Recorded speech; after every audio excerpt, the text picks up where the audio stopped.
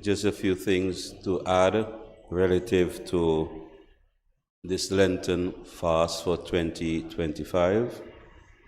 I encourage all of us, as best as possible, to participate in all the Lenten exercises for this Lent 2025 as we stick to school the physical in order to give space to the spiritual for its growth and development. Invite us to participate in the Friday evening service of Stations of the Cross, which begin at 6 p.m. every Friday evening.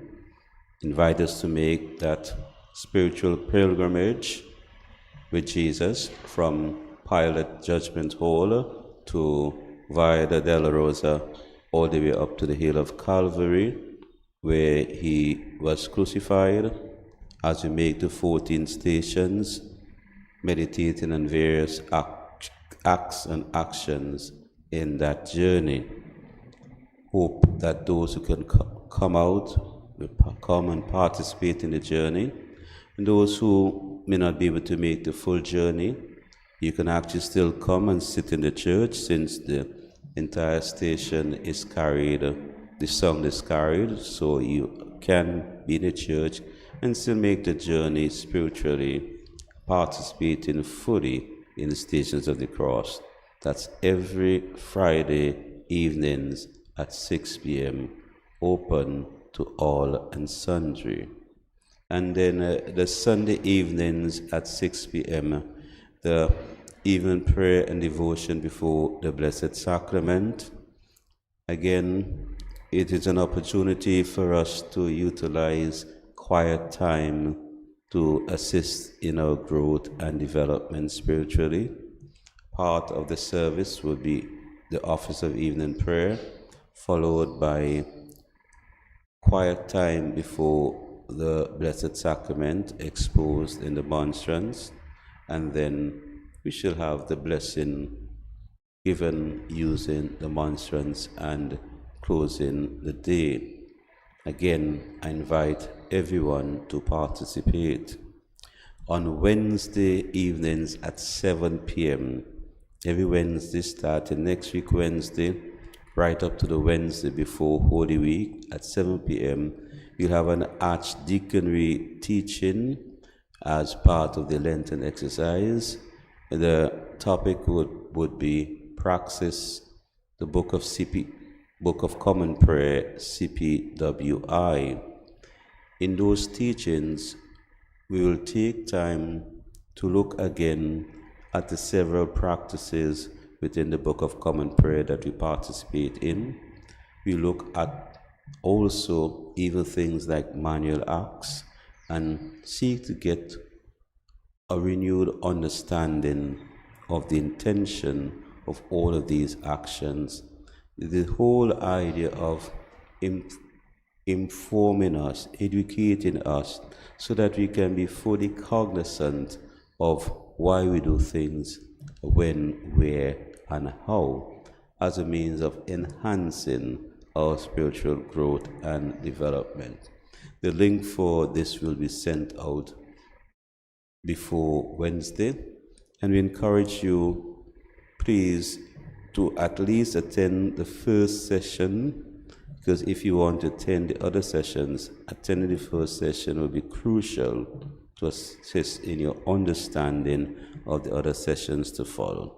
This is probably going to just be maybe about an hour at the most, so it will be very tight.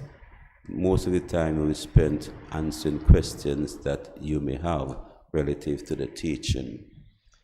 In addition to that, I want us on Sundays in particular, as we journey through the spirit of Lent, and as we begin each act of worship on a Sunday, reminding ourselves of what is our duty to God and our duty to our neighbors, I want us to go beyond simply calling words and simply reading, but focusing our minds and meditating on the challenges and the questions that are raised as we read these various sections of our duty to God, our duty to the neighbor, and to use them as a means for introspection, self-examination. How have I been living relative to this requirement of my duty to God, my duty to my neighbors? Using it as a yardstick to check where we are in our spiritual growth and development. And then when we participate in the penitential order, see the penitential order for what it is, an act of self-examination, critically looking at ourselves and asking the questions of each versicle and response of ourselves, and entering a deep sense of introspection. All of these are intended to be spiritual disciplines to assist us in our personal growth and development.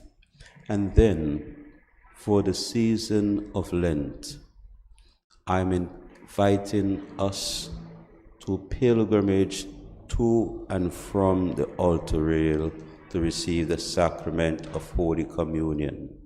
That is to say, as we leave our pews and we go to the altar rail and return, we do so prayerfully, praying the sacrament, bringing before Almighty God all our cares and concerns for this living, pondering on the mystery of that body and blood of Christ, giving God thanks for his gift of the sacrament of the altar. So, during Lent, there will be no communion hymns. I repeat that for emphasis. There will be no communion hymns. During that communion period, it is intended to be a time for personal meditation in silence and quietness. This therefore means that all the meet and greet that takes place as people go to receive communion, as they come back from communion, will disappear. The hi, the hello, and the pulling at people will not exist, because we will be focused on receiving the body and blood of Christ. We'll be focused on the benefit it brings to us. We'll be focused on bringing all our burdens, care, and sorrows before Christ. In other words, it is a time for spiritual growth and development. I know that this church is afraid of silence, but this is intended to be an introduction to silence so that you can become comfortable with silence, all part of the disciplining of the physical in order to give space for the growth and development of the spiritual, a means of nurturing and a means of enhancing our relationship with Almighty God.